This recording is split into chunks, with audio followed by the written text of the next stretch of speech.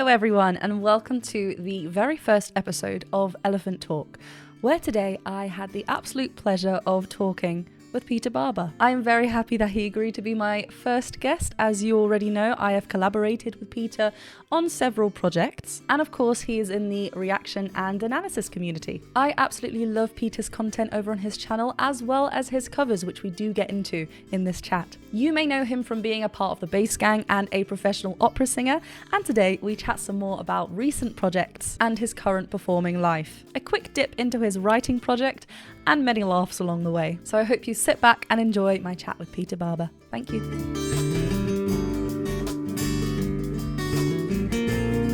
Hello, Peter. How are you? I'm wonderful. Jen, thanks for having me. You are the very first guest for episode I'm 1. honored beyond measure. I'm Easiest so yes. happy you're here. Yes. Like I told you when you reached out. The easiest yes. Yes, I'm so happy you're here. How are things? What have you been doing? What have you been getting up to?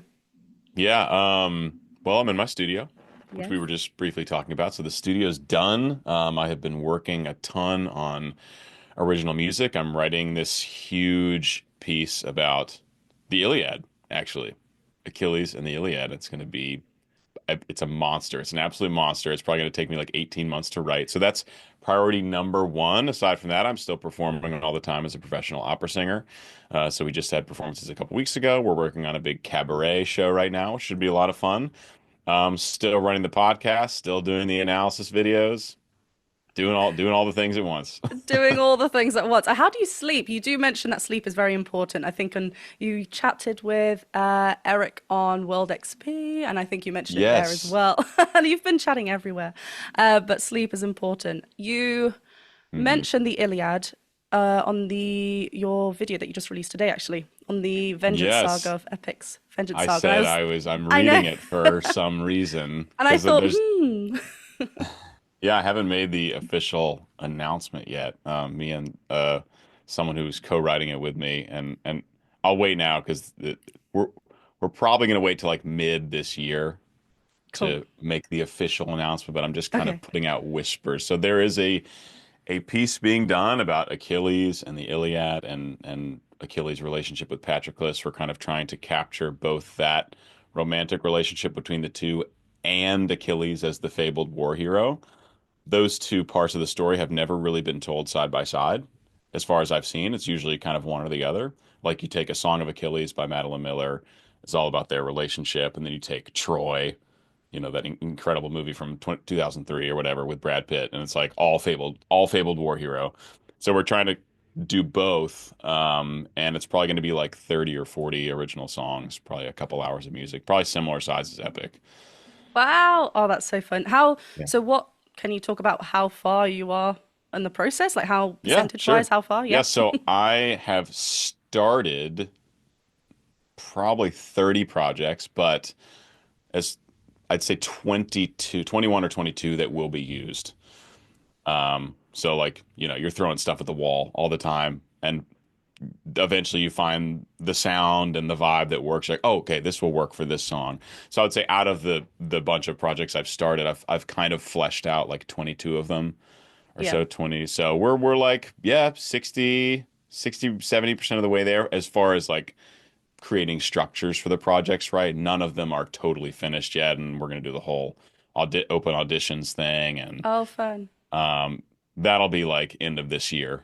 So right Cool. now it's all just writing. Yeah. So everything's mapped out throughout like this year into the next year of what you want to do, what's coming up, like open auditions, writing Yeah. the songs, like yeah, getting all those in. That's so fun. I did see on your Instagram story that you did post like you love working in the studio that you just Yeah. mentioned Yeah. so It's huge. wonderfully. You also mentioned your opera. hmm Obviously, that's still something that's going on. What is say it's a show day, you wake up, do you have certain things that you do before going Yeah. to the Great theater to question. get ready? Yeah. It's funny. Every performer has their own sort of flow and routine to get into it. I try to keep my days very the same, Mm, pretty much. So it's weird. Like if you have a show's happening at 7 p.m., 8 p.m., you have the whole day to do whatever before that show happens. And kind of the last thing I want to be doing is just sitting around waiting. thinking about it, thinking about it, thinking about it. It's like once you're prepared and you're ready to go and the staging's in your bones and the music's in your bones and you've run the show and you're ready, the last thing I want to do is be just thinking about it before I go. So I'll probably have like a typical work day. I'll get up, I'll probably go to the gym in the morning. I might take a little more time doing things throughout the day. So I might take a little more time in the gym, sit in the sauna for a while, have a shower, come back, work on music, maybe study for another musical thing coming up. And then I'll eat dinner a few hours before I need to sing. I'll have like a big meal, like a few hours before I'm gonna actually have to perform. So usually kind of before I go over to the theater for call time and get in the makeup chair and all that, have a big dinner. But yeah, I really try to treat it normally because I used to have like a whole thing and like the performance days would be so different from my regular life that it would just like throw me off. And it's like at this point with like my technique and my training, it's all very consistent day to day. And so like any day the voice is good enough to do a performance or Yep. multiple performances unless I'm sick or something. And so because of that consistency on the performance days, I try to just be as normal as I can and the voice will function how I'm used to it functioning. Yeah, not do anything too different. Yeah. And so I'm guessing you don't avoid any certain foods then, because obviously there's the myths of, I say myths Hmm. because every voice is different. Like, avoid dairy, avoid fizzy drinks, spicy foods, but you Hmm. just stick to whatever, if you fancy that, you fancy that. And Yeah, I've never noticed a big issue. Some people, if they have dairy, they have like really bad phlegm, or if they have spicy foods, they'll be all their vocal folds will get inflamed, and I'm like, it really doesn't matter for me. It that's really good. does not. It really doesn't matter. As far as I can tell, there's nothing that really. I mean, if I had something really spicy, right, maybe that would do it. But something with a little kick, no problem. Dairy, I don't eat that much dairy anyway, but Mm. dairy's not an issue. Fizzy drinks are not an issue. Um, yeah. So as long as I have like a relatively full stomach, like a couple hours before I sing, full stomach helps me feel my support better. Some people sing on an empty stomach. I like singing with food in my system. Everyone's different. Exactly, yeah. Yeah, the myths do not affect me. The myths do not affect me. We'll keep going. It is interesting though. What opera are you working on at the moment? So What's we the just we just finished La Boheme by Puccini, one of the Yes. greats, truly the greats. So I sang Colline, and I've done that role before. That's my third Boheme now, and I'm doing it again this summer in Aspen. Actually, the same role. Keeps calling you. Uh, yeah, which is nice because one of the hardest, obviously developing the technique's the hardest thing, but learning the role takes a lot of time. Is it the So same role each time? Sorry, is it the same, or have you I did played different? Shonar the first time I did it, but I've done Kaline will be the last one, then this one, and then the next one is all Kaline, which is the role I should be singing. It's Got the you. bass the Got you. bass role there. So the next thing we're doing is actually a cabaret performance. Not like a typical cabaret. It's like just a variety show, essentially. So like I'm singing a Frank Sinatra tune, and I'm singing the lowest aria in all of opera that they assigned me. Which is Quite what? literally, it's Osmin's aria from this German Mozart piece, and it has Nice. a sustained low D for like 10 measures. Like Mozart is just clowning. He's just clowning when he wrote it. And if you listen to, you can go look up, the greatest, deepest basses of all time, and you can barely hear them Yeah. on those notes because, like, it's just even if they're really resonant, you just can't be loud enough down there against an orchestra. Gosh, So yeah. Because obviously there's no mics. You have to obviously be projecting, and you're so low. How do you prepare for that? so low, and it's not something I could even sing until like this year. It's such a new thing for me to be operating where I can actually perform low Mm. Ds that are still resonant.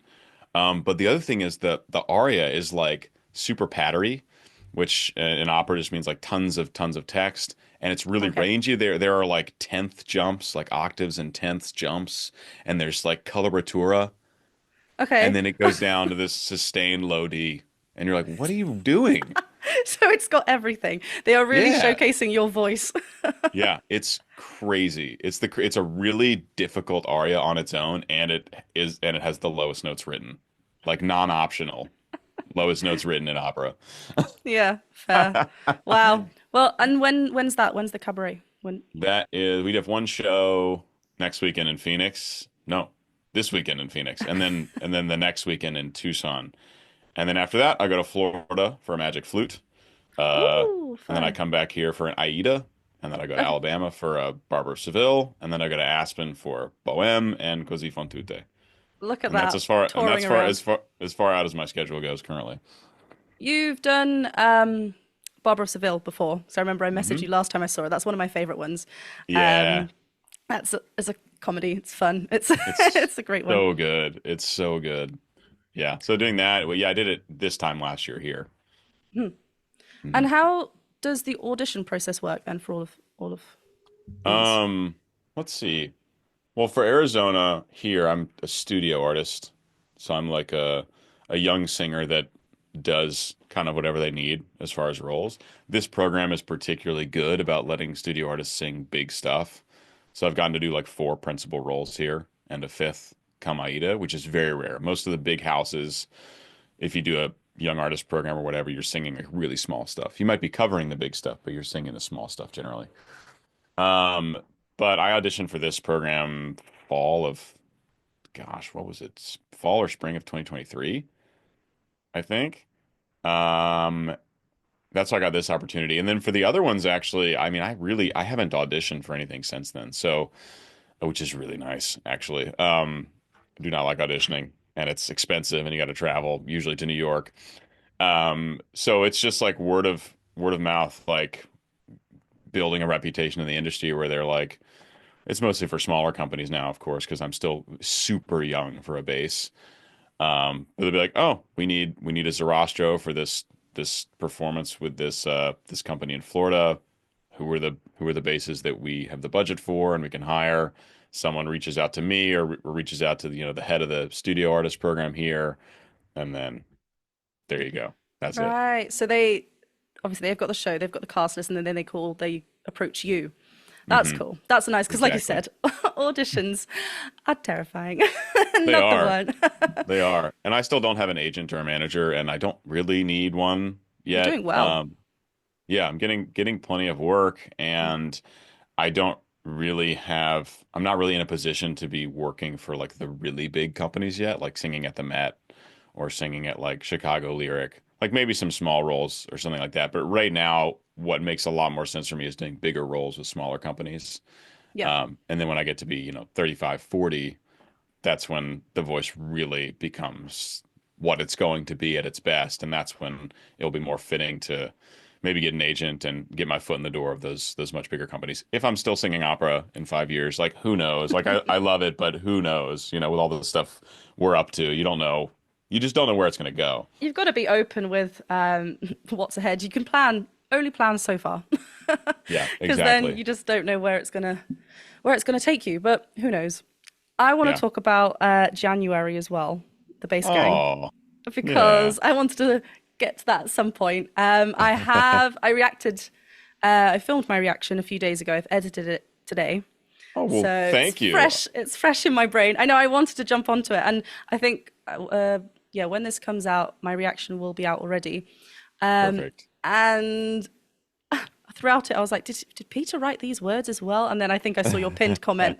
How did you come Uh-huh. across the poem by Helen Hunt Jackson? Is that Helen Hunt right? Jackson. Yeah, yeah, Yeah. yeah. So I actually had a summer 8 years ago, good Lord, 2017, where I wrote a ton of original choral music. I just like it was a frenzy. I would just like would find poetry and write. I think I wrote like 10 pieces. It was like 50 or 60 pages of choral music over a summer. And what I would do is I would just go on public domain poetry and like find a poem I liked and just start setting it to music. And I do have some kind of knack for when I read lyrics, I mean, I just kind of know how I want it to sound like immediately.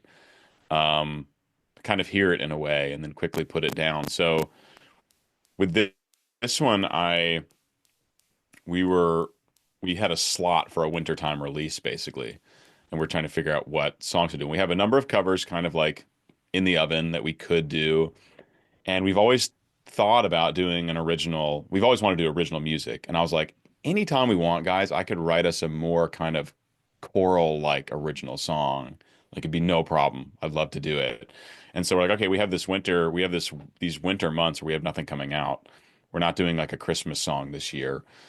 Maybe this is the time. And so I just went on public domain and I was searching for poetry related to winter and read through probably 20 or 30 of them.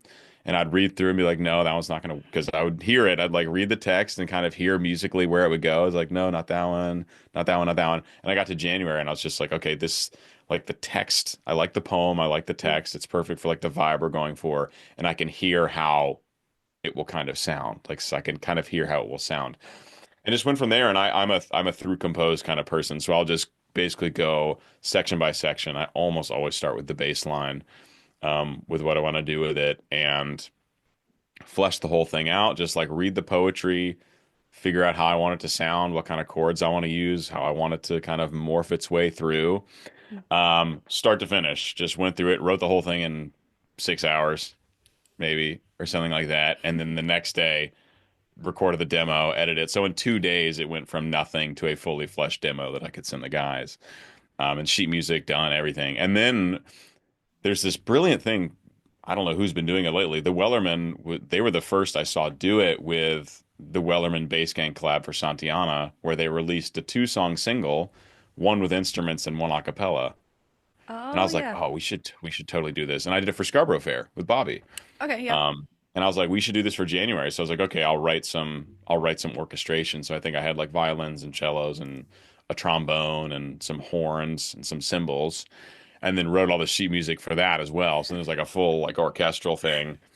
Um, and just went from there. And I wrote the instrumentation after all the voices had been written fully. So I was basically just like adding stuff to the chords, filling out the texture. Occasionally I would add some like dissonance because the instruments are pretty backing Mm, in the song. That's the one that the music video is. mm. We did like the full version of the music video. And so there's like some crunch added in the background with the instrumentation here and there.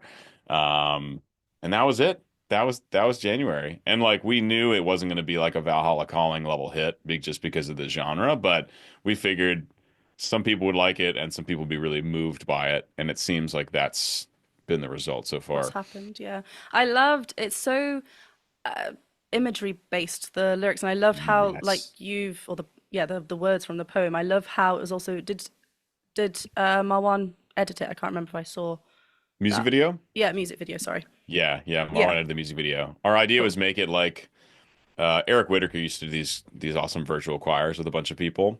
And also during the pandemic, that was a thing. And so like, okay, well, what if we did like a virtual choir but made it look really nice, not just like Yeah. people on shitty webcams, right? Sorry, I don't know if I can cuss on your show. It's all good. Get out. Be yourself. Yeah. But we were like, okay, what if we did like a virtual choir setting where we have, we each wear four different outfits for the four parts because we all tracked all the parts and we shoot them in different places around the house. But we do it with nice lighting and nice cameras. So it's just like a really polished looking virtual choir. And of course, Marwan is incapable of just like setting up one thing and letting it run like a normal virtual choir. So he did a number of like movements and stuff Yeah. to add a little Marwan flair. But yeah, Of course, he you've got nailed to. it, I of course. loved, yeah, I loved the part that really stands out. I mean, I love how themes from like the first half of the of January then repeated itself later on, but differently, like mixed in with other. I'm trying to think Mm, of that specifically, but I love in the middle you've got that stream section, and you've got yeah. the kind of the strips of the groups. Like there's four. You did four tracks per person, is that right? Or Yeah, is there I more? think yeah. Bob, no, there were a couple splits. Yeah. Uh like a couple places where the parts split. So I think the Okay. baritone splits into two parts. It might be like six total. Yeah. But Bobby was actually sick. This goes into the lore of the bass gang. Bobby was really sick, so he actually didn't track the tenor parts. Yikes. So you don't hear Bobby's voice on those parts. Oh, you Sorry, heard it here Bobby. first. Just Yeah, sorry. threw you under the bus. Sounds great on the bass, though. Sounds great on Yeah. the bass, as always. No, it was like very different from anything that you've Yeah. posted with the bass gang before, but you can always try and see where it goes. Like you said, it's very moving, it's very imagery based. I loved how it was presented. I think it was a really well done piece. Thank you. For choral music, it's like all text painting for me. So I'll like the line, the line will tell me how it wants to be written, and it's all like at least the way I have written core music is all text based. So like when I'm reading the text, it's like how would this line be sung? Like what like if the text is talking about a mountain, that line's going up. Yeah, that's Period. so cool. I love that. You know? I love, okay, that makes it, okay, obviously I know you haven't seen my reaction yet, and I've just pinpointed a few things like that stream section. I just love how Yeah. flowing it was like down. I love all that. And I just, it's nice hearing from you that that's your like huge focus point for you. Hmm. That that's something that you get excited by. Where's this gonna go? So that's really cool. I think it's so important to do. Yeah. In core music specifically, I mean, it makes sense in all kinds of music, but just the way the ensemble moves together, I just feel like the text is critical to what the music's going to be doing. And because you have an ensemble, you have that opportunity to weave in and out, use people's voices and like, Hmm. dance with the voices Yeah, and the different parts. That's cool. yeah, exactly. It's fun. I like it, and it comes very naturally. Like I said, it took me 2 days. It took Mm, me one day to write it, like to write the the acapella there you go. version. Yeah, yeah, yeah. Nice. And yeah, you mentioned about the other instruments. You're doing that a lot more often now as well, writing Hmm. sheet music or writing parts for instruments Yeah. with the bass gang, with your own stuff. How's that going? It's great. Yeah, I don't typically write much sheet music anymore. We wanted to do that one because there are a lot of interested parties that might want to actually perform the piece Mm, January, which would be really cool. But I am like for this Achilles piece, there's so much orchestration. And like there are moments that are like full on like epic film score level stuff, which like I didn't even really realize I could write, mm, but totally can, which is very, very exciting. So there won't be sheet music for that unless, that piece ends up getting performed live mm. someday, and that's going to be a whole that'd be a whole thing to like transcribe all the parts out of the, Yeah. digital audio workstation. But I love writing for orchestra. Like there's almost nothing I love more than like being down at this wonderful MIDI keyboard here and like tracking string parts. Yeah, yeah, yeah. Like I just love it so much. I'm absolutely obsessed with like string section, like legato string sections, just like blow me away. So I've been experimenting a lot with that, and I'm definitely finding the instruments I like to use more and the kind of settings and like timbres that I like to use on the instruments. Horns are like my favorite leading thing right now. They're just like so epic. You get like some good French horns, just like so powerful. So that's become like a big motif in the show, and it's been really fun diving into it and just like allowing myself to try. Hmm. It's like obviously a big thing with songwriting. And I've been doing that with all the instrumentation and finding these weird combinations of orchestra and electronics that are really, really cool. And it's been really fun. I Been guess it's really like fun. allowing yourself to make those, I don't want to say mistakes, but like go through, and go through different paths to understand what instrument you want to use here, what kind of motive you want to use here, what melodic phrase you want to use here. And if it doesn't work, go back. It's kind of allowing yourself Yeah. to just like with anything, it's just allowing yourself to be free with it so that then you know what it is that you want at the end Yeah. Yeah. of writing it. You have to be willing to experiment. I mean, and that's part of what I said earlier. Like I've started however many projects, but I'll only use two-thirds of them, right? And that will, like, I hope by the end of this, I've started like 75 projects, and I'll use probably less than half, because that's how you get the good ideas. You can't be too married to an idea. I've Yeah. definitely found like I'll go into a song. This has happened multiple times where I'll go in and I'll be specifically trying to write for a specific song in the show. And I'll start writing it and I'll get like a pretty fleshed out version of it, like structurally, like instrumentation. And this is where the choruses and verses are going. And these are the chords and blah, blah, blah, blah, blah. And I'll be like, this song's just going to go somewhere else in the show. Mm. Like, oh, this song's actually really good for this moment. Like, totally not at all what I was planning. And so you definitely have to be flexible with yourself and like maybe you use this song for somewhere else, maybe you don't use it at all. Maybe you just have to say, I like this is a cool thing I've written. It has no place in the show. I'll use it somewhere else. I'll just turn it into another original song. So you definitely have to be willing to try and willing to be flexible and willing to like let go of a song you worked on all day It's and so sad. But no, yeah. it makes sense. Like I obviously with my own music writing, they're like your babies. They're like, I'm Hmm. so proud of this one. And then Yeah. and then if it doesn't, like you said, you start thinking actually it makes sense here, or actually it doesn't make sense at all to be here. You Hmm. have to kind of be okay with it because that's just the journey Yeah. of the writing. How so you use the keyboard to write the songs then? Is that the instrument that you primarily Mostly use? lately, it's amazing how much music I have made, even on this project, because this is like a new setup. I would show you if I could risk destroying the setup we have for the show. But I just got this really nice MIDI keyboard and like a monitor, big monitor to like really to watch, and like the Mm, Bluetooth keypad and the Bluetooth mouse.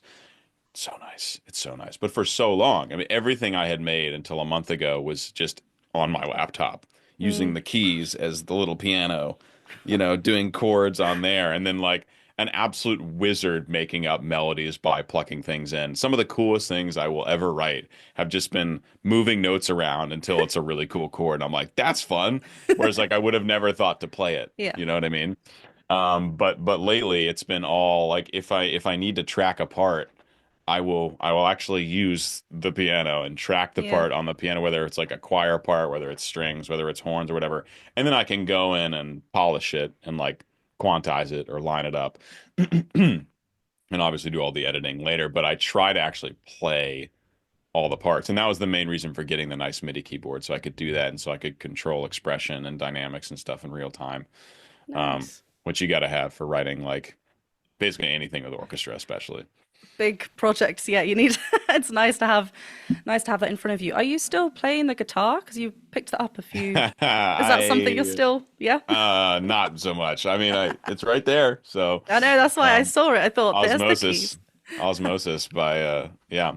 I do pick it up once in a while. Mm, I have there are a few chord progressions in the show that I have made from noodling around on the guitar. All I can do is chords, so I'm not playing any crazy excellent. melodies, but I've found some cool chord progressions that I was like, this would really work for a song. Mm, And that's an easy way for me to kind of noodle around on the nice. guitar. But trash. I'm actually actively practicing piano more. There's a couple piano books back there Yeah. on that other piano, and so I'm piano is much more of a priority right now because Mm, that for playing string parts and playing all those things and actually playing melodies, especially. That's a skill that I know forever is going to be so useful as a songwriter. mm. So I think just keep my skills up on guitar enough to where if I want to mess around for, if I'm trying to write something that's more like acoustic based to figure out a chord progression, but piano is definitely more the instrumental priority at this point. Yeah. No, that makes sense. I mean, it's good. I saw again that you posted with the sheet music, kind of like, obviously, I know you were a little bit ill under the weather a few weeks ago, and it's just nice having that set up right there Yeah. that you can go go to and Yeah. start learning pieces. That's so cool. Well, I Yeah. mean, at this stage, all the best with the with the project, Yeah. Yeah. Yeah. and we'll see where it goes throughout the year. Yeah. Let's talk about Epic a little bit because I know Okay. that's a big part of our channels recently, our reaction and analysis. Yeah. Who knew? Who knew? So I know you've also reacted to Wicked, the musical. Have you reacted Hmm. to any other musicals on your channel, or I haven't, and then there's a number of them on the list now are they okay? because like based on how Epic has done and especially how Wicked has done. Mm. Like Your Wicked, yeah. that first Defying Gravity video I posted like went crazy and I was like, what is this? I just didn't realize people wanted to hear me talk about musical theater. But I guess it's a different perspective hearing an opera singer and music producer talk about it. So people are gobbling it up. I already have another one for What Is This Feeling coming out from Nice. Wicked. I'll probably do a fourth, and then I actually really want to watch the movie. So you But haven't. So you I are this. still These haven't are. watched it. This is Oh real, wow. first time. Yeah, I've seen that. I saw the show on Broadway Mm. many years ago, 5 or 6 years ago, and I think the only, I mean, I kind of like I knew the tune of Defying Gravity, and I knew the tune of like Popular, but really didn't know the show. Obviously, never paid attention with studio headphones and all the rest of it, where you hear so much more. But yeah, I'm hoping to do. I'll probably go through Hamilton, which I haven't seen. I need to do Oh Hades wow. Town. I need to do Six. I mean, There's. it's a very untapped market. So I think that's kind of probably the next journey. for the channel. Oh my gosh, there's a whole world you're gonna step in. I Yeah. keep getting comments of like Reactor, Hades Town, Reactor 6, and it's Hmm. like I already know these Oh, shows, you right? know This them. is so it's kind of it won't be first time like the Wicked reactions. They're not first time reactions for me, not first time Yeah. watches, sorry, I should say. But I wanted to break them down still because they're just so good. And like you say, Yeah. you kind of you hear so much musically with the Hmm. good headphones, so it's good to kind Yeah. of break it down for yourself. I'm kind of in the position that Elizabeth, the charismatic voice, is in when she started getting into the hard rock stuff. Mm, Like and that's her whole thing now. And she hadn't heard any of it. yeah. She hadn't, and I was like, I've listened to like all, like I have to really dig to find a hard rock song or a metal song that I don't know that I can break down for the first time. But she is like, it was a totally untapped field for her, and it is completely what skyrocketed her channel. It's her getting Yeah. into that genre she had never experienced. I'm like, well, maybe that'll happen for me for musical theater. Who knows? Who knows? It seems like it's going well so far, like with Yeah. with the musicals that you have looked at. It's funny when I look at some rock, or I did Pearl Jam and Nirvana that Nice. I didn't really, it's not something I grew up listening to. But then even Hmm. like Linkin Park, actually, I know that you will step into that a little bit later as well. But I know your feelings for that. Hmm. But it was also I didn't grow up listening to their music, so I get a lot of comments like, "You're a vocal coach. You never listen to their stuff. How this is not a first time reaction? Like, surely you've I listened to know. this." And Yeah. it's like, well, I'm not. I've listened to stuff that you haven't listened to. Do you get quite a few? Have you had those comments on the musicals? Oh, I have just not the musicals actually, but I Yeah. have gotten plenty of comments that are like, this isn't a first time reaction. Obviously, he's seen this before because of this, and I'm like, you're No. just wrong. Yeah. You're just a clown. I got Yeah. it for one that really stuck out to me was I did that video for Ginger, the first video I did for Ginger, a crazy harsh vocalist. She completely blew my mind. And there's someone raving in the comments about how I had obviously seen this performance before, and like I was just like making up my reactions, and I was like, okay, if that's the hill you want to die on, like go ahead. But like I don't know what would lead you to believe that. People are so strong, like they think they're so right as well in the comments. They just like come for you, and you're like, chill. Yeah, chill. I Do think you I saw know your. the do you know the Dunning-Kruger effect? Have you heard of that? No. So the Dunning-Kruger, this it's a beautiful little graph that maybe you can throw up on the screen or at least look at later. And it's where Mm, how right when someone is learning about a new subject, they feel like they know everything about it. And this is the age we mm. live in, where someone Googles something once and they're, an epidemiologist after 5 minutes. And then you start to learn more about it, and you then realize how much you don't know, right? And then it goes way down. And then as you become more and more of an expert, you climb and climb and climb and climb, but you actually never reach that first point. So you literally think you know more. Doesn't happen to Yeah, yeah, everyone, but yeah. this is a thing that happens to a lot of people where they literally would feel like they know more than an expert does. That's the confidence. And so these are the people that are often not, it's overwhelmingly positive, right? We could both can acknowledge that. But these Of are some course. of the people that creep into the comment section where it's like someone who has never seen an opera is trying to tell me about operatic technique versus musical theater technique. And I'm like, dude, you just don't know what you're talking about. It's Yeah, very simple. You just don't know. and that's okay. That's okay. No And one's that's like you. okay. I That's don't fine. expect you to be, I don't expect you to know as much as me, having spent 15 years studying opera. Why would I? I don't hold you to that standard. That's crazy, but don't think, don't think you know everything about something because you watched a 5 minute video on it or Googled it Listen, once. It's like, come yeah. on. Listen to a 12-minute podcast. Now I know Yeah, everything. everything. Yes. Yeah. Yeah, the confidence is it's quite hilarious. It is. It I saw is. that what the you posted someone like little spelling. I like the when you correct people's spellings. Oh, That's quite funny because then people again are so strong and you're like, yeah. check it Yeah. before you hit send. That cuts them down.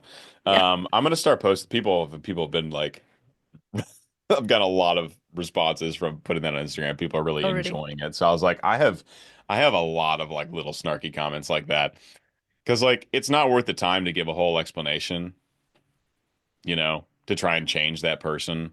or Yeah. whatever. So generally, I'll say something that will either just completely quell the situation. Like sometimes if someone calls me out on something, I'll be like, "Yep, you're right." What are they going to Yeah. say? Even if they're not, it completely burns out the torch. And sometimes I'll do snarky stuff. Colin McGinnis said he used to do this all the time intentionally to like get people to comment a bunch. So like Engagement. Yeah. someone be like, "You're faking your vocals," and he'd just be like, "No, I'm not." And they'll be like, "Well, we'll prove it." He's like, "I'm not gonna." I'm just like, that's so brilliant. Just like complete Yeah. detachment, just like to rev it up and get more engagement. That's so So funny. to That's the start, thing. It is more engagement on the video. For me, it just really depends on what mood I'm in. Sometimes I'm like, yeah, sure, whatever. Or sometimes I'm like, yeah, have a nice day. Or then I just, yeah, if I just cannot be yeah, bothered, like I'll just block. You know what? yeah, I have the power to just not have you here on my channel. yeah, yeah, yeah. That's funny. It does depend on the mood. It, It it heavily does. dep it heavily depends on the mood for sure. Yeah, sometimes I'll take the time, give like a really thoughtful, caring, like I totally understand where you're coming. If there's some information in their Yeah. message, Depends. occasionally, but usually it's not worth the time. Usually it's No. just not worth the time. You But know. we thank you for the engagement. Thank you. Yes, Um, thanks for the comment. Oh, what did I sometimes I'll I'll put like a really automated looking response like, "Thanks so much for your feedback. Like, we appreciate your whatever for our team for will this." take this into Our, consideration. yes, exactly. Those are so funny. This is one of my That's favorites. funny. I just imagine the person just being like, "Oh, what is this comment? Yeah, This exactly. I response?" bet some people get really upset about it, and some people are like, "Oh, it's a team I have to go through. Ah, it's not Yeah, worth it. I'm not yeah, gonna, yeah, yeah. It's too much effort. too much to do." Um, hello, hello. Quick advert break from yours truly. I'm releasing a new song in a couple of days. On the 21st of February, Moment With You comes out on all major streaming platforms. Please do go and listen to it, add it to playlists, share it, and there will be a music video coming out very soon as well. This is all leading up to my debut album, ECCO, which, if you would like, you can get your own vinyl record of this album. All you have to do is get in touch by messaging me over on Patreon, on Discord, on Instagram, but I really cannot wait for you to hear this song, Moment With You, out on the 21st of February, and the full album when that comes out. Now, back to the chat. So going back to Epic, have you filmed have you watched all of it? Or are you Yes, I'm still, done. oh, you are I'm done. I know obviously done. you're onto the Vengeance Saga out Yeah. for YouTube, but you are done. Yeah, Okay. I think I did my videos for Ithaca like 2 or 3 weeks ago. Hmm. So I'm Okay. done. So All obviously caught up. I know. It's so emotional. I know obviously you'll go onto it more on your channel, on your reaction analysis, but have you enjoyed the journey? I have. Okay. I really have. I really have. And I thought Jay really did a nice job wrapping it Mm. up. I really Yes. I really liked Ithaca. That was one of my favorites. One of Yeah, my you favorites mentioned for that sure. Cersei saga was one of your favorites God, I as well, love I the think. Cersei saga. I think Yeah, that one's my favorite too. I love yeah. that one.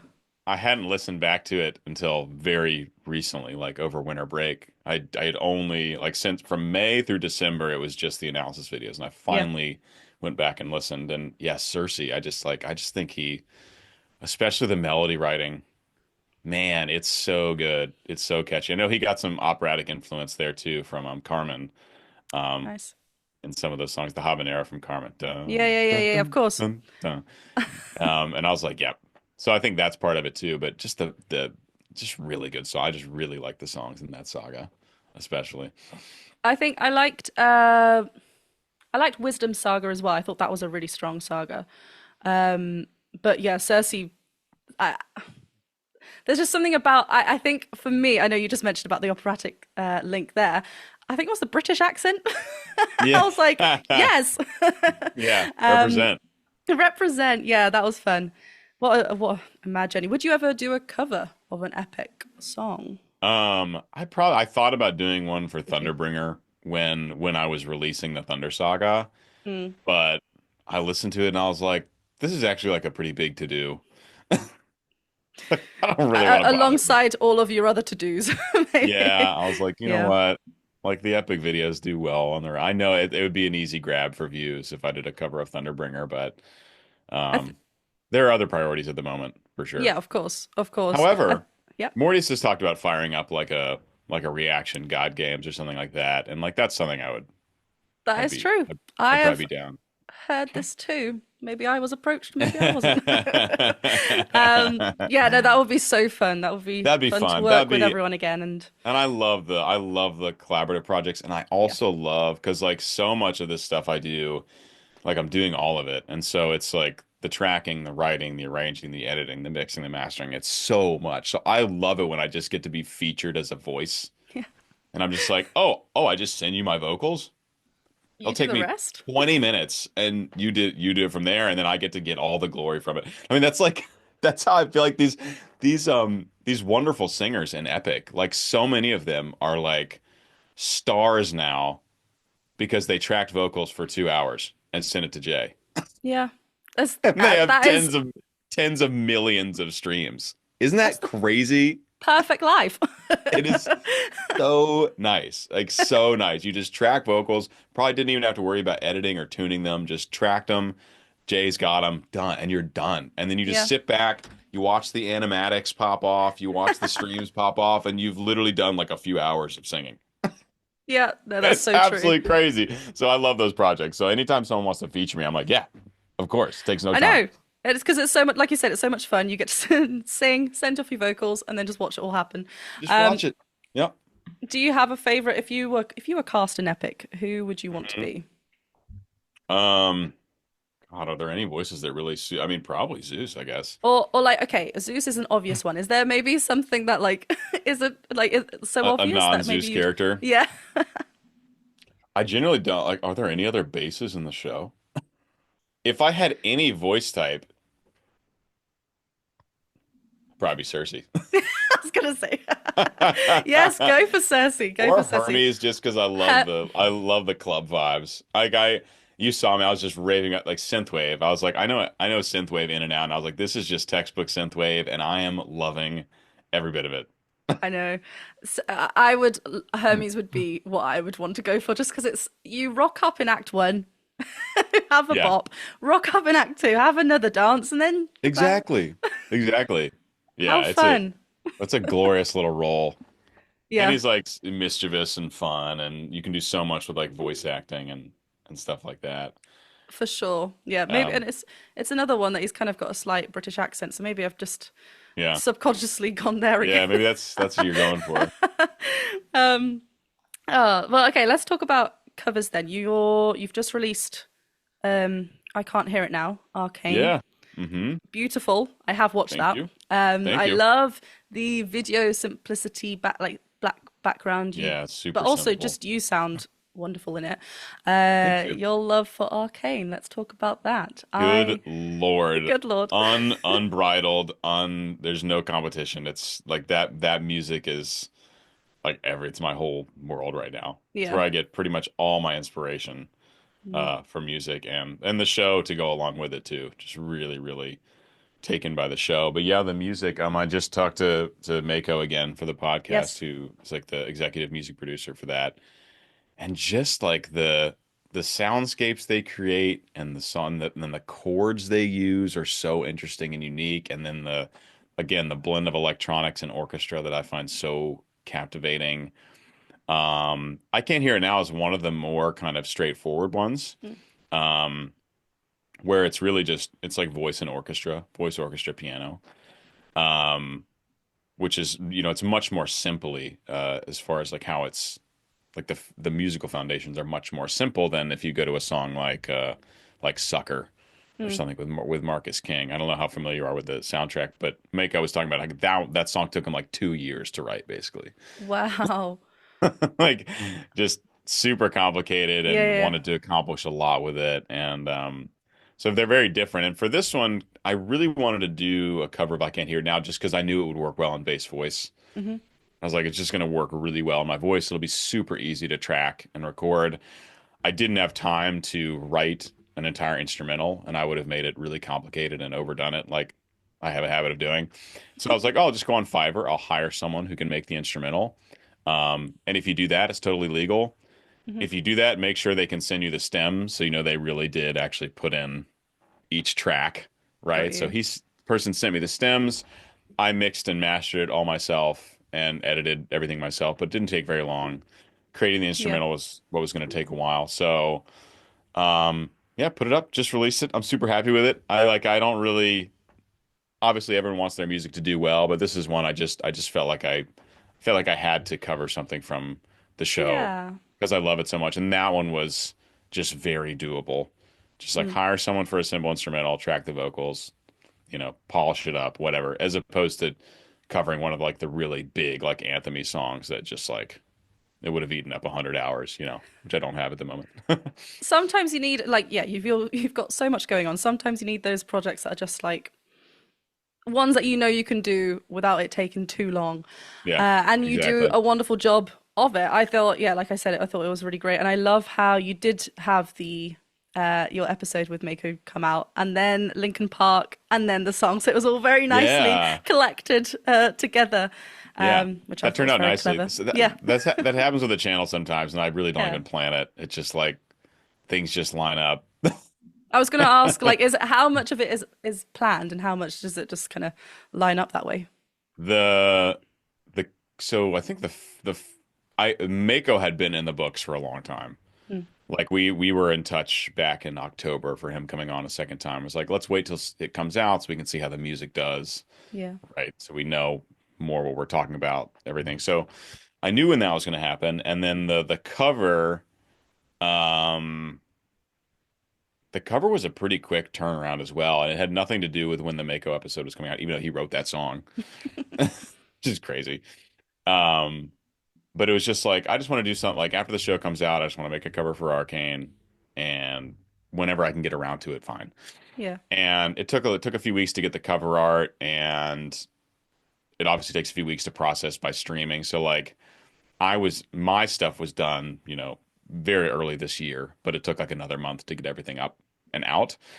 And then the Lincoln Park, I had just done a video for Heavy as the Crown, and I had Emptiness Machine already ready to go, and it was supposed to release like way later in the spring. But I was like, Lincoln Park's super hot right now. Their album's super hot right now. That's their biggest hit off their new album. It's mm, the first time most people heard Emily Armstrong.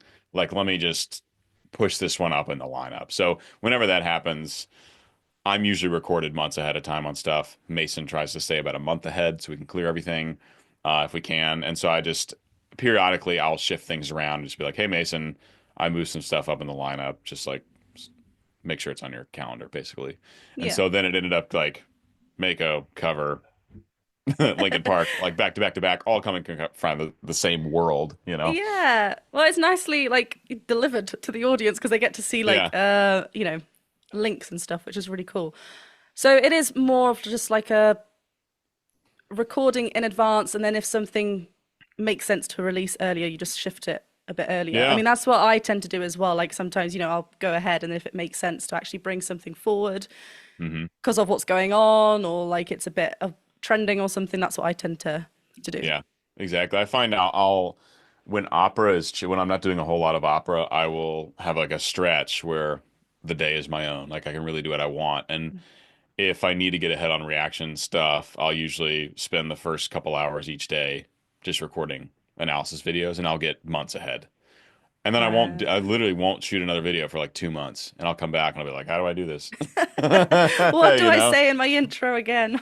Yeah, but it's really nice, and it's kind of the only way. I mean, my life is constantly shifting what I have to be focusing on. Like if I have a big opera coming up and I don't know the role, I mean, a lot of time has to go into that. And so if I go into something like that, I need to be ahead on YouTube Yeah. so that that doesn't pull hours each day. Um, or like the podcast is something I'm like actually I need to get back ahead on. I'm only like a couple weeks ahead on it Hmm. right now. So like that's like kind of the next priority. Next time I get a window, I'm going to try and line up a bunch of chats for that. Yeah. And it's constantly shifting. The one truly constant thing is this Achilles project because that is something that if I'm not working on it literally every day for a few hours, it will take 4 years to get written. Which is Yeah. okay. Like I think it took Jay a number of years to finalize Epic, like from the first moment when he was probably just playing around with ideas to like getting it out. I think he started in like what 2019 or something like that, Yeah. kind of noodling around with this idea. So I'm on a much shorter timeline. So I just need to be chipping away at it every day. And fortunately, I'm incredibly jazzed about it. Like I would be spending more time on it if I could. Right now, it's generally like 3 or 4 hours a day. But Wow. it's the one thing I can do. Writing and producing music is the one thing I can do all day. You won't get bored of it. Yeah, I cannot like I can't play video games all day. I can't watch shows all day. I can't do leisure all day. Can't do analysis videos all day. I could do like a few hours and then I'm like Mm. I've got to get out of here. Writing music, I'll just be sitting right there making music from literally when I wake up until dinner time and like no problem. That's If it's good. going well. If it's going Yeah, well. yeah. If it's not a bad day, then you something If completely it's different. not, Go. yeah, if it's not, I need to get better about like ejecting when it's not going well. Because Yeah. I'll like try to white knuckle it and be like, no, I have to write this song today because I said I would. It's like, no, just go practice piano or take a hike or something. It's much more That's good. useful. It's good that you are keeping your like brain active and you've got lots going on, but then you've got that one that like at the moment it's writing for that Yeah. like the Achilles project. Like just keep that being the main focus. I think that's really clever because then you're allowing everything else to kind of be a balance with how much like okay, I'm going to do some reactions, I'm going to film that. I am now got enough for this month, next 2 months covered. I can now Hmm. focus on this, and it's a give and take kind of Always. balance with everything, which is Yeah, good. it always is. And all the work I do, there's this great book that I'm telling everyone about that you should also check out. It's called Deep Work by Cal Okay. Newport. And it's all about it's wild how much more productive and efficient you can be if you're it's essentially the same thing as like a flow state. Hmm. Getting into a flow state and learning how to do that. And basically it's just long periods of totally undistracted work from a project or a task. So like phone off in the other room, working on music, or all distractions away and I'm writing this thing. Whatever your career is. Just and so that's anything that's on my priority list, which is generally the big musical things. Everything I do towards that, I try to make what Cal Newport has coined deep work. So when I'm writing the Achilles piece, that's it. There's Yeah. nothing else going on. Occasionally, I'll put the phone on to shoot a little like behind the scenes thing for, a year from now when the thing's coming out. But that's it. Not texting, not emailing, nothing. If I'm studying opera, it's just me and the music. Maybe I'll have Spotify up so I can reference a Mm. recording of the music I'm listening to kind of get it in my brain. If I'm doing the analysis stuff, obviously you can only do that at a time. You can't really you don't really have a choice when you're you're like Yeah. you're like texting and watching but that doesn't really work. No, that doesn't work for that. No, So that's for analysis videos, yeah, that's some good dedication though. Like, just putting that away. I get distracted really easily. So I think that would be really helpful for me just to yeah, have that actually in the other room and just kind of not focus on the task that I'm meant to be doing. I mean, once seriously, I get started with something, I'm pretty good with like getting ahead with it. sticking But to it. it's yeah, sticking to it. But that's cool. What was the send me the link. Send me a link to I will. Yeah, the book that you just mentioned. I will. Um, cool. I wanted to also just briefly touch Halo as well, actually, as a Oh, project yeah. that you recently did as well. Hmm. Super fun. Again, I love the visuals. I love who arranged. Oh no, it was already. Johnny Stewart arranged it. Yeah, yeah, I remember seeing that now actually. No, when I was watching it around the like 120 mark, where I think you and Bobby kind of do that, like, boom. The super low sub, yeah. What is it an F? F1? F it is it. I think that's what I've got. Yeah, F1 sub, I think. Like I love how there's like a subtle shake in the Yeah, the camera. video, Yeah. in the camera. Lauren sounds wonderful, and then you've got Big Rough doing this big voice as well. I mean, what was it like Hmm. working with those four? Because obviously you've worked with Bobby, you've worked Yeah. with all of So them cool. before, but I have now, in this, yeah. yeah, The first time I had met Lauren or Brev was in Nashville in May. That was where the first like stairwell sessions yeah, happened that just they started going absolutely like nuclear on social media. And so we're like, well, we need to come back and do this again. And then before we went back, Ruben with 10 West, which is the Wellerman's record label, wanted to do a studio version of Halo because it was one of our most successful Stairwell covers, and it was one of the songs that like no one like we weren't going to do Hoist the Colors because their version has already gone as viral goes. They've done all these other Misty Mountains. We've done all this stuff. We had no one had done like an official cover of Halo, Mm. and so we decided to track a studio version, record separately. Johnny arranges it, like Wellerman fronts all the money, and then they take it out of what the song makes, right? And then go back to Nashville, do more Stairwell stuff. But while we're in Nashville, shoot the official video for the Yeah. studio version of the Halo song. So we did not plan well for this, but we managed to find David Michael Frank. I don't know if you know him. He's another big creator. He can do anything, mixing, mastering, crazy singer, goes on tour. And he's also a good video editor and videographer. So we found him, and then we did a sunrise shoot at the Pantheon. Pantheon? Parthenon? God, I mess it up every time. Is it one of those words for you? Yeah, I just can't. For some reason, my brain will not figure out which one it is. One of those buildings. It's a copy of the one in Greece, I think. Yeah. Or, yeah. It looks beautiful. Beautiful. The drone footage is like really, really stunning. Mm. Unfortunately, this is like a behind the scenes thing, sort of. David actually forgot a stabilizer. So that's sometimes the camera's a little shaky, and he had to do so much to like kind of artificially stabilize Yeah. the video, which is like a bit of a bummer, but it still turned out to be really beautiful. Yeah, I mean, obviously extra work, but it's still, I would not have realized any shaking. I was just like stunned Yeah, by most the sunset, the colors, the Yes. aesthetic of it all. I think that's just what, Yeah. and like what I really liked is the breath. I know that sounds so weird, but you know, like when they're like, when you're like singing, but you used to see like that, you can kind of feel where you were. Yeah. I don't know, there's just such a lovely It was cold. feeling of it. It was cold. It was like we needed those sweaters and coats and stuff. It was because it was no like what mid-November Oh wow, in okay. Nashville at like Yeah. 6 a.m. So Yeah, of course. yeah, it's sunrise. Yeah, it was So you chilly. did mention sunrise. Wow. Yeah, Yeah.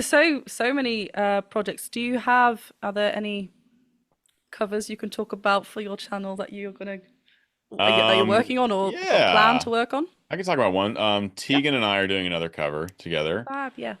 We're doing, and it's totally done. I just need to get her vocals for it, but she is about to release a big double EP or something. So she's been in the lab with JP, like working on that nonstop.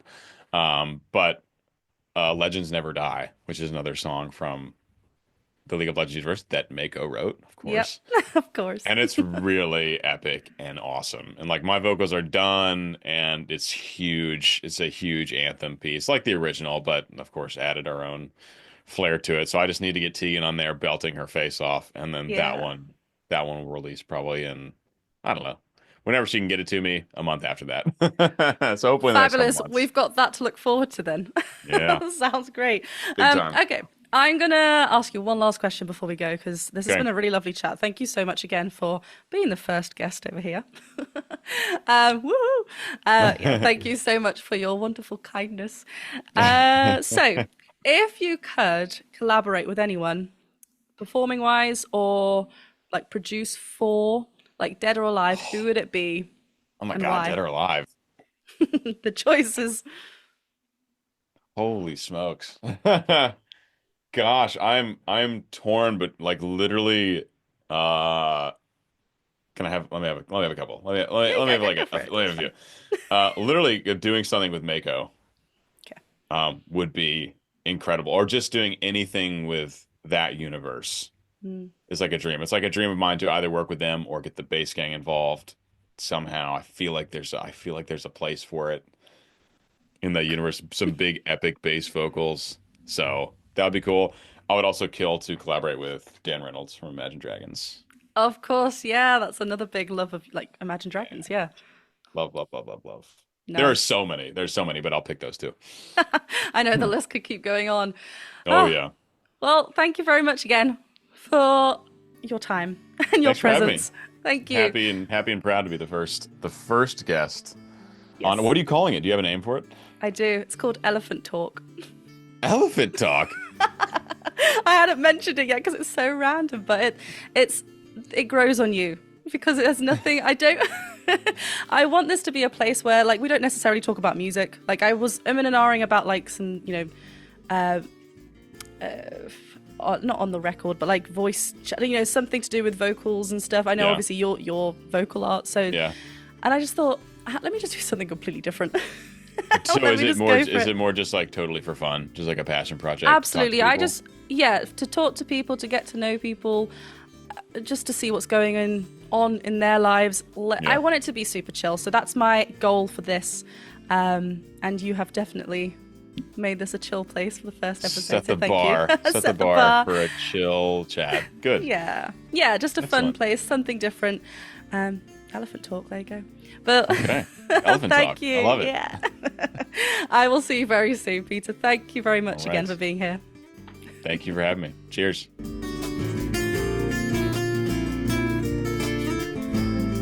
Thank you so much for watching my chat with Peter Barber. I thoroughly enjoyed it. We talked about everything, all the projects that he is currently up to, what goes down in the comment section of our YouTube channel, and most importantly, Arcane, because it is Peter. I truly appreciate you clicking on this video or listening to this over on Spotify. Thank you so much for being here and tuning in. Don't forget to hit that subscribe button or the follow button, depending on where you're listening to me or watching. And remember, Moment With You is coming out the 21st of February on all major streaming platforms. This is all leading up to ECCO, my full debut album. Please do get in touch if you're wanting a vinyl of the full album, and I will see you very soon for another chat. Thank you very much for tuning in to Elephant Talk. Bye.